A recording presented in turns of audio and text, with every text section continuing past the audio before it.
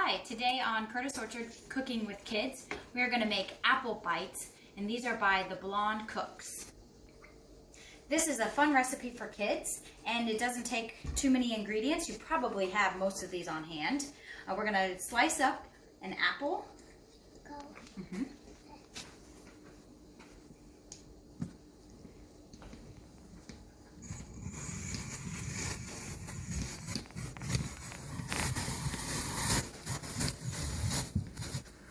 And this is our apple mate, and it's so easy to just slice and peel the apple.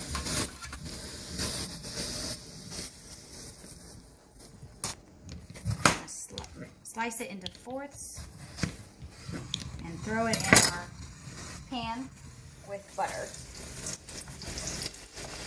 We're going to saute them lightly just to help them soften while we cook the crescent rolls.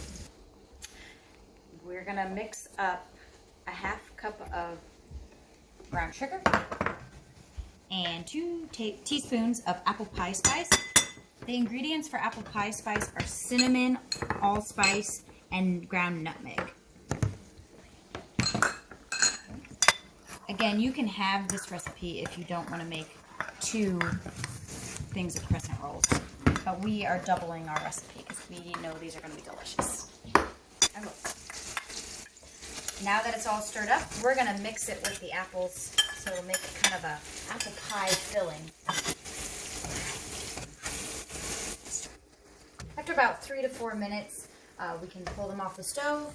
They're not thoroughly cooked and soft, but because they're so thin, they're going to cook really quickly. Now we're going to just spoon a little bit on each of them, and then you're going to roll them up. We can roll them up.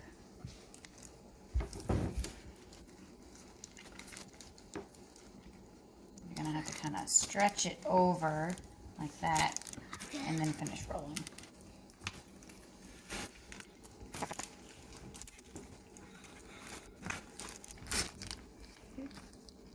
Got this cute one. So cute. They're biting. Wait. You can sprinkle a little bit of the apple pie spice on top if you want. Then they're ready to go into the oven. Now we're going to bake for 10 to 12 minutes at 375 until the crescent rolls are nice and brown. Here's the apple pie bites. All done. Here's our apple pie bites. Cool. And now we're going to try them.